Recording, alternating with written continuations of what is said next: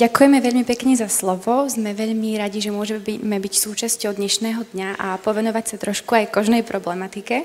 Budeme sa venovať konkrétne téme nemocí kúže z pohľadu lékaře a pacienta a se zamierením hlavne na zvládanie týchto nemocí.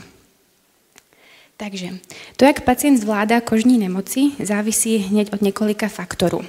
Určite je to compliance k terapii, ďalej životný štýl, ktorý mal byť zamierený na prevencii exacerbácií, závisí také od dostupnosti zdravotní péče, má rôzne psychologické aspekty, finanční a také sociální. Povenujem sa teraz tej compliance, takže jestli pacient užíva lékařem doporučenou a předepsanou lokální či systémovou terapii, niekdy je compliance v dermatológii veľmi problematická, čo vedie k zníženej efektivite léčby. Nielenom sa to týka toho, ako pacient užíva léky, ale jestli je vôbec užíva. Z pacientských faktorov nepochopení diagnózy, stráta trpělivosti u chronických dermatóz, obavy z nežádoucích účinků kortikosteroidu či biologické léčby, komplikovanosť léčebného režimu, nákladnosť terapie a hlavne aj nedostatočná edukácia zo strany lékaře či nedôviera. Co sa týče toho životního štýlu, u mnohých kožných onemocnení hraje životní štýl klíčovou roli v průběhu onemocnení a v prevencii.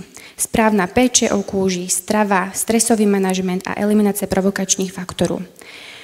Samozrejme, veľmi dôležitá je tá dostupnosť. Napríklad sa to týka pacientov z okrajových častí republiky, ktorí majú horší prístup k nemocniciam či zdravotníckým strediskám, kde príslušný špecialista ordinuje, v našom prípade dermatológ. Ďalej dlhé objednacie doby, bežne niekoľko mesiacov, čo je problematické hlavne v prípade kožných onemocnení progredujúcich, ako sú kožní nádory, ktoré potreba riešiť včas. A opoždenie liečby vedie naďalej ďalším komplikáciám a vo výsledku vedie k zníženiu kvality života pacienta. Čo sa týka tých finančných aspektov, chronická dermatologická onemocnení sú finančne náročná a pacienti musia dlhodobo do liečby investovať. Má to dopady na rodinné finance a tým psychologickým aspektom sa povenujeme v ďalších častiach prednášky. Tak, proč sú kožní nemoci stigmatizovaní? Kôža je exponovaný orgán, jeho vidieť. Samozrejme závisí aj od lokalizácie na tom tele, kde sa to onemocnení, teda ten projev nachází. Niekde sa to dá veľmi dobre schovať, ale napríklad ruky alebo obličej, tam to jde húř. Kôža je súčasťou našich dennodenných medziľudských interakcií, je prvým, čo si na človeku všímame. A preto sa tento pacient môže stretávať s nevhodnými pohľadmi, otázkami či predsudkami. Ďalej je to aj strach z nákazy. Aj keď mnoho dermatologických ochorení nie je infekčných, laická verejnosť sa ich často bojí. Napríklad strach pri podávaní ruky, pri zoznamovaní a tak podobne. Ľudia si častokrát mylne spájajú zarudlou šupinatou kúži za zanedbanosť, špatnú hygienu alebo za nejakou infekciu. Určite tomu neprispievajú aj estetické normy a dnešný spoločenský tlak, kedy táto kultúra vedie veľký dôraz na dokonalú, hladkú, bezchybnú pleť a títo pacienti častokrát štandardom neodpovedajú a to vedie k pocitom menejcennosti až úzkosti. Chronický prúbieh taký pridáva ďalšiu vrstvu stigmatizácii, nemoc sa nehojí, neustále sa vracia a okolí častokrát nechápe, že sa jedná o nevyliečiteľnú nemoc. Má rôzne psychosociálne dopady, ktoré môžeme vidieť tutok. Napríklad úzkosti, depresie, emočný stres, vedie to k sociálnej izolácii až vyloučení, pacienti majú nízke sebevedomie a neraz aj problémy v zamestnaní. A preto sa kvalita života pacientov dermatologických stáva jedným z našich hlavných cieľov a súčasne aj kritériom hodnotenia jej efektivity. A k zisťovaniu úrovňou jednotlivých kožných porúch sú k dispozícii speciálne standardizované dotazníky a o jednom takomto dotazníku si popovídame a ja teraz predávam slovo kolegynke. Děkuji za slovo. Tak já bych vám chtěla představit DLQI, dermatologický index pacientovy kvality života. Je to jeden teda z nejčastěji teď používaných dotazníků v kožním lékařství. Obsahuje 10 otázek a jde to vlastně ten dotazník využít až u téměř 40 kožních onemocnění. Aktuálně se jedná o nejvíce využívanou metodu, pomocí které můžeme hodnotit tu kvalitu pacientova života. A dá se s ní současně hodnotit i efektivita léčby. Vhodné je prostě pacientovi dát dotazník před zahájením léčby, v průběhu léčby a tím se zhodnotí vlastně, jak ta nemoc je efektivní vůči té léčbě, zda pacient prostě dodržuje daná opatření, jestli je potřeba něco změnit. U některých léčebných postupů je to také kritérium pro úhradu léčby. Typicky je to u lupenkářů úhrada pro biologickou léčbu. A je to také jeden z nástrojů pro dermatology, ale i pro pacienty, kteří díky němu mohou lépe komunikovat, jak moc ta daná nemoc ovlivňuje jejich život. Ten dotazník zahrnuje 10 otázek, které se týkají pacientova života. Hodnotí se většinou průběh v tom posledním týdnu. Zda třeba ta kůže svědila, pálila, jestli uvádělo to dané onemocnění toho jedince do rozpaku, zda mu překážela v běžných denních činnostech, jako je nakupování, péči o domácnost, o zahradu, jestli byl omezen i výběrem oblečení. Spousta prostě kožních onemocnění jedince pálí, svědí, štípe, takže volí takové volné druhy oblečení, bavlněné, žádné upnuté, aby bylo prodyšné oblečení. Také zda ovlivňuje to jeho onemocnění společenské aktivity, zda mu vadí při sportu, spocení při kožních onemocněních zhoršuje dané projevy, zda mu také ta onemocnění zabránilo třeba pracovat nebo studovat, zda omezil styk s partnerem, s blízkými přáteli. Jedna otázka je zaměřená i na sexuální problémy a také na samotnou léčbu. Léčba kožních onemocnění je náročná. V případě atopiku nebo lupenkářů zahrnuje promazávání i několikrát denně. V případě bercových vředů může vznikat různé prostě biologický odpad, špina kapou, tečou defekty. A výsledkem vlastně pacient za každou otázku uděluje jednotlivé body, celkem může tedy nazbírat až 30 bodů a s tím získáme tedy to skóre, které může hodnotit ten dopad pacienta, který může být buď žádný nebo minimální až extrémně velký, který ho teda prakticky omezuje ve všech těch denních činnostech. A ty dopady kožních nemocí na kvalitu života jsou různé. Pacienti trpí svěděním, pálením, mnohdy na to prostě nezabírají analgetika a další antihistaminika. Taky můžou stěžované nežádoucí účinky léku. Ať už jsou to kortikosteroidy, nebo jim vadí to, že musí prostě několikrát denně o tu svou kůži pečovat. Důležitá je i změna životosprávy. Přestat kouřit, vyhýbat se alkoholu, omezit množství třeba kyselých nápojů, ovoce. Nedílnou součástí je i odmítání společnosti, nebo tím, že pacient si prostě sám už vyhýbá těm nepříjemným pohledům, které na ně ostatní lidé třeba dávají jakože v obchodech, různě v MHDčku. A jednak je to zhoršené sebehodnocení, labilizace sebevědomí až komplex méněcennosti. A tady mám takovou pár větiček, že nikoho nelze přesvědčovat, že má podle objektivních kritérií kvalitní život, pokud to sám subjektivně neprožívá a naopak. Řada prostě těch pacientů má svůj kožní nález, se kterým je spokojená. My jako lékaři to vidíme úplně jinak a přesně je to i v opačném případě, že my si řekneme, to je super, máte to hezké a pacient řekne, ne, vůbec s tím nejsem spokojený. Tady jsme vám dali takových pár obrázků pro porovnání, kdy vidíte, jakože třeba lupenka, vyloženě opravdu jedinec má ložiska na loktech a je to pro něho silně obtěžující, kdežto druhý jedinec může mít postižení téměř celého těla a dá se s tím normálně žít. Akné, to je druhá specializovaná taková skupina, hlavně u mladistvých. Někomu budou vadit obyčejné komedony na tváři, někdo se smíří i s papulami. Atopický ekzém, typická prostě predilekce v podkolení a je to samozřejmě v létě vždycky horší, někomu nevadí i takhle zašupené celé ruce červené, rozáce a tak já přidám. Tak teraz sa podívame na to, jak lékař zvláda kožní nemoci. Zvládanie kožních nemocí zahrnuje určite diagnostiku, diferenciálnu diagnostiku, správnu terapii, monitorovanie, koordinácii tej léčby, určite edukácii pacienta, psychologickú a emočnú podporu. V nasledujúcej časti prednášky si ako príklady uvedieme 2 docela časté kožní nemoci, ktoré majú významný dopad na kvalitu života pacienta a implementujeme jednotlivé tieto body do toho, ako zvláda lékař tento postup. Tak, ako prvé sa podívame na atopickou dermatitídu a následne si povieme niečo o lupence. Atopická dermatitída v skratce je to chronické recidivujúci kožní onemocnení, ktoré vzniká na podklade poruchy lipidovej kožní bariéry, dochádza k zvýšeným transepidermálnym stratám vody, zvýšeniu suchosti pokožky a Takáto pokožka sa stáva citlivejšia k rôznym spúšťacím faktorom, ako sú draždivé látky, alergény, ktoré atopický ekzém ďalej zhoršujú. Atopická dermatitida postihuje celosvetovo viac než 20% detí a do 8% dospelej populácie. Diagnostika je založená na odbere anamnézy, k tomu korelujeme klinickú symptomatológiu a rôzne laboratórne parametre. Približne u 80% pacientov nachádzame zvýšené hladiny celkových alebo alergén špecifických IgE protilátok. Častá je prítomná periférna eozinofílie a taktiež tu je špecifický chemokín TARC, ktorý ale u nás veľmi neodoberáme.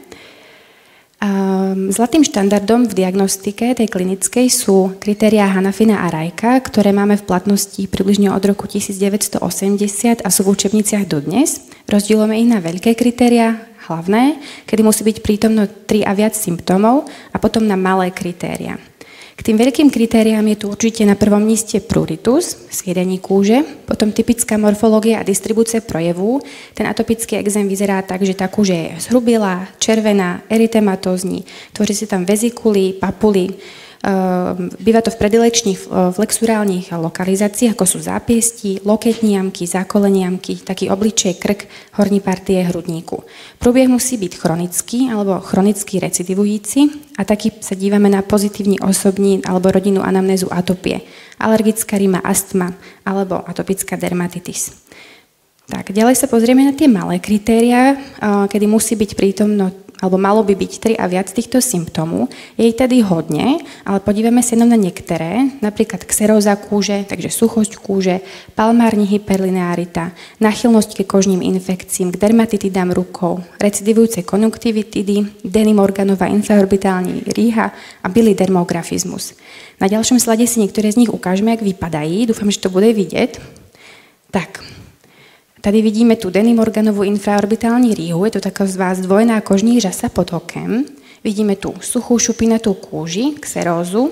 A neviem, či to úplne dobre vidieť, ale tady je takové periorbitální halo, taková zmena pigmentace tej kůže. Tady vidíme palmární hyperlinearitu až s ragádami. Toto tu je bilidermografizmus, ktorý je príznačný pre práve atopickú dermatitidu. U zdravého jedinca, keď poškrabeme kôži nejakým ostrým predmetom, tak to najprv na pár sekúnd zbiela a pak to zarudne, pretože tie cievy vazodilatujú. Ale u týchto atopikov je typická tá protrahovaná vazokonstrikcia, ktorá podmiňuje, že tie pásy zostávajú biele niekoľka minút. A tady máme typickú lokalizáciu v podkolenných jamkách. Tak. Tento slajd úplne nie je dobre vidieť, ale máme niekoľko fóriem tej atopickej dermatitidy, ktoré rozčleníme podľa vekových období. Máme kojenecké obdobie, ktoré postihuje deti v 1. a 2. roku života. Potom máme detskú formu od 2. do 12. roku života a potom adolescentnú, ktorá prechádza plynule do dospelej fáze, to je od 12. vyššie. Každé z týchto období sa líši svojou predilekčnou lokalizáciou. To si ukážeme na ďalších snímkoch. Tak, tu máme kojeneckú fázu, vidíme tu malého chlapečka alebo holčičku. Typická lokalizácia je teda v oblasti tváří, býva to na čele, môže sa to rozšíriť na ušní boltce, až na celú hlavičku, prechádza na krk a potom v rôznej miere je postižené i telíčko a končatiny. Môže dochádzať až vzniku erytrodermie. Tieto lézie sú skôr takové mokvavé, než lichenifikované, tá koža je ešte mladá a keď zasychajú tieto mokvavé plochy, tak vznikajú typické žluté krustoskvamy a to môžeme vidieť napríklad tu. Práve to intenzívne sviedenie je častokrát podkladom nočného nekľudu, neprospievaniu dieťaťa. Tak, potom tu máme fázu detskú od 2. do 12. roku života. Môže sa vyskytnúť primárne detská fáza, alebo prechádza plynule z tej kojeneckej. Tu sa nám to sťahuje do flexurálnych lokalizácií, postižené bývajú krk, horní partie hrudníku, zápiesti a nárty. A potom máme adolescentnú fázu, ktorá prechádza do dospeláckej a tam prebiehajú už diskrétnejšie, dominuje tam lichenifikácia a čo sa týka tých predilekcií, tak to býva tiež hlavne vo flexurálnych částech. Bývajú postižené ruky, môže to byť taktiež v obličeji, kolem víček a bradavky. Tady vidíme tie volárne časti postižené, opäť podkoleniamky, krk, a tu výrazne obličej u mladej slečny.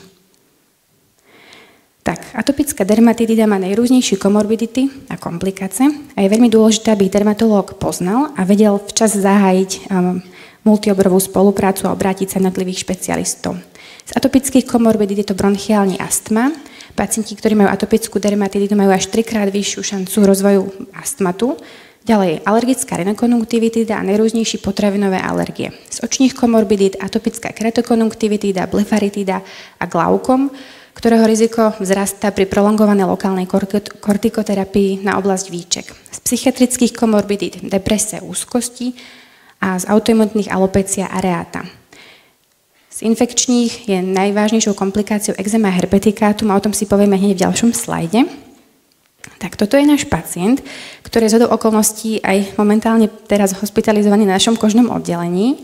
Je to mladý kluk, 25 ročný, ktorý má pozitívnu rodinnú anamnézu na atopiu. Matka aj sestra sa liečia s atopickou dermatitídou, on sám je atopik od kojeneckej fáze.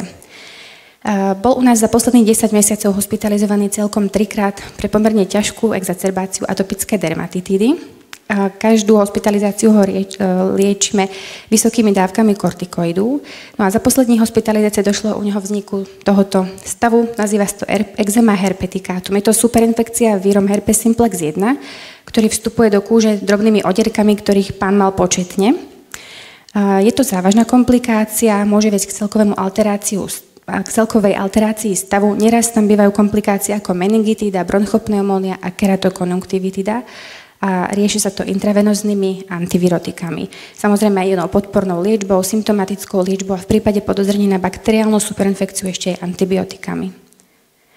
Typické predilekcie sú obličej, krk, taktiež aj trup a končatiny. Tak a v krátkosti sa ešte pozrieme na terapiu. Máme niekoľko terapeutických možností atopické dermatitídy, pričom stratégiu liečby vždy volíme podľa závažnosti. Máme tu lokálnu liečbu, celkovú liečbu, fototerapiu a neodmysliteľné režimové opatrenie u atopiku. Z lokálnej liečby využívame emoliencia, kortikosteroidy, imunomodulátory a dechty.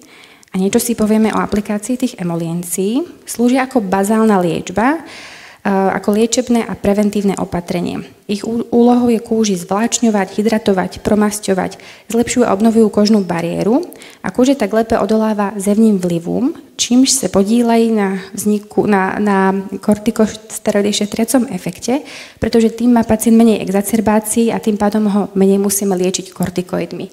Tá tematika kortikosteroidov býva pre niektorých pacientov trochu kontroverzná, sú kortikofobní, hlavne kvôli nežiducím účinkom tých lokálnych kortikoidov, ale stále je to hlavná terapeutická možnosť u akutných exacerbácií.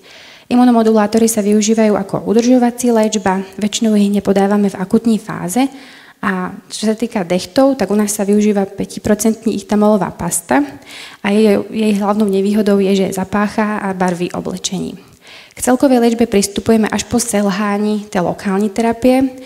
Vždy sa snažíme na maximum titrovať tu lokálne, až potom pristupujeme k tej celkovej, to hlavne kvôli nežiaducim účinkom. Čo sa týka tej biologickej liečby, tak tá je viazaná na centra biologickej terapie a najbližšie je v Brne. Čo sa týka fototerapie, tak taktiež sa u nás využíva, máme tam úzkospektré UVB žiarenie o vlnových dĺžkach 311 až 313 nanometrov, má protisviedivé účinky, antiinflamatórne účinky a znižuje osídlenie kôže baktériou Staphylococcus aureus. Nevýhodou je však jej menšia dostupnosť a nutnosť pacienta pravidelne dochádzať. A taktiež teda tie režimové opatrenia. Je veľmi dôležité pacienta edukovať o povahe onemocnení, o spoušťacích faktoroch, o stratégii liečby, spôsobu aplikácie liečiv s dôrazom na adherenciu k terapii. Je veľmi dôležité získať si u pacienta dôveru. A čo sa týka tej psychologickej podpory, tak lekár by mal vedieť komunikovať vždy empaticky, nebagatelizovať problém pacienta, vyslechnúť im a taktiež edukovať verejnosť a búrať mýty o kožných onemocneních. A ja predávam slovo naspäť a povieme si o ďalšom kožnom ochorení, o lupence. Pani doktorko, čas nás tlačí, jo? Já to vezmu rychle. To je skvělá, díky. No, já mám další teda kožní onemocnění lupenka. Chtěla bych zdůraznit, že je to chronické, nezánětlivé, neinfekční onemocnění. Takže když uvidíte někoho v obchodě, s takovým projevem na kůži, kdy bude přítomno taková červená plaka, flíček a na tom stříbřité šupiny, tak nemusíte mít obavy. Bývá ta lupenka doprovázena řadou komorbidit, ať už je to hypertenze, diabetes druhého typu, ateroskleróza cév. A na jejím vzniku se podílí jednak genetická predispozice, kdy na toto geneticky predisponovaného jedince působí vlivy prostředí s provokujícími faktory. Nejčastěji to bývá stres, ale mohou to být různé infekce, traumata. Pro lupenku jsou typické subjektivní obtíže, které má ale každý pacient různé. Někdo nemá žádné problémy, někdo udává silné svědění, pálení projevu.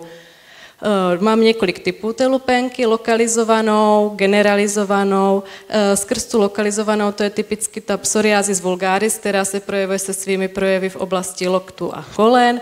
Dále může být lupenka s postižením kštice, v oblasti nechtu, kdy nacházíme takové dystrofické nechty, olejové skvrny, typické dělíčkování na nechtech a palmoplantární lupenka nebo pustulóza, která bývá provázená zpravidla silnými bolestivými ragádami, které toho pacienta omezují stran chůze i stran jemné motoriky. Tady máme několik obrázků. U té lupenky kštice buď se může vyskytovat izolovaně jenom v oblasti kštice, nebo může být spolu s projevy po těle, nechty. Tady úplně nejsou, tady jsou drobně vidět ty ragády na prstech, pacient prostě nemůže zohnout prsty, nedokáže se kolikrát ani sám najíst. A generalizovaná forma bývá postiženo až téměř 100% kožního povrchu, z čehož je teda narušena celá ta kožní bariéra, je to brána pro další možnosti infekce, ztráty vody, dehydrataci. Diagnostika, jednak je to pozitivní rodinná anamnéza, klinický obraz typickými těmi plakami, papulami se stříbřitými šupinami, vhodné provést i histologické vyšetření k verifikaci. Diferenciální diagnóze nás může zajímat třeba seboroidský ekzém, který se zase typicky vyskytuje v lokalizacích, jako je čelo, tváře, hrudník nebo kontaktní dermatitidy. Terapie, buď je lokální nebo celková, u spousty pacientů je dostačující jenom lokální terapie, která zahrnuje oleokoupele, emolencia. Důležité jsou i keratolytika k promazávání kůže, které změkčují ty jednotlivé ložiska, buď s kyselinou salicylovou nebo s ureou. V případě nějakého zhoršeného lokálního nálezu lze použít krátkodobě i kortikosteroidy. A celková terapie zahrnuje teda tu fototerapii s tím světlem UVB 311 nanometrů. Antibiotika se využívají pouze při léčbě nějakých těch sekundárních doprovodných infekcí. U nás hodně teď používaný metotrexát nebo retinoidy, ale vyžaduje celková léčba, prostě tu compliance pacienta. Je důležité, aby léky užíval pravidelně, docházel pravidelně na odběry krve a biologická léčba, ta už je teda specializovaná jenom na vyšší centra. Prognóza a prevence, tak ta lupenka je teda chronické celoživotní onemocnění, které má období relapsu a remisí, tudíž je třeba vhodné se vyhýbat stresu, omezit alkohol, kouření, důležitá je i kompenzace ostatních vnitřních chorob, jako je teda hypertenze, diabetes. A časté chyby a omyly ze strany pacienta je to, že pacient prostě nespolupracuje. Odmítá si kůži promazávat několikrát denně, neužívá pravidelně léky, tu kortikofobii jsme zmiňovali, střídání lékařů a pracovišť. V dnešní době je to jakože hodně časté, u kožních lékařů není ani moc na výběr, tak a časté chyby ze strany lékaře, že nemáme na pacienty tolik času. Prostě je plná čekárna, takže nemůžeme půl hodiny poslouchat a vyprávět. A asi všechno, abych to teda skončíme takhle.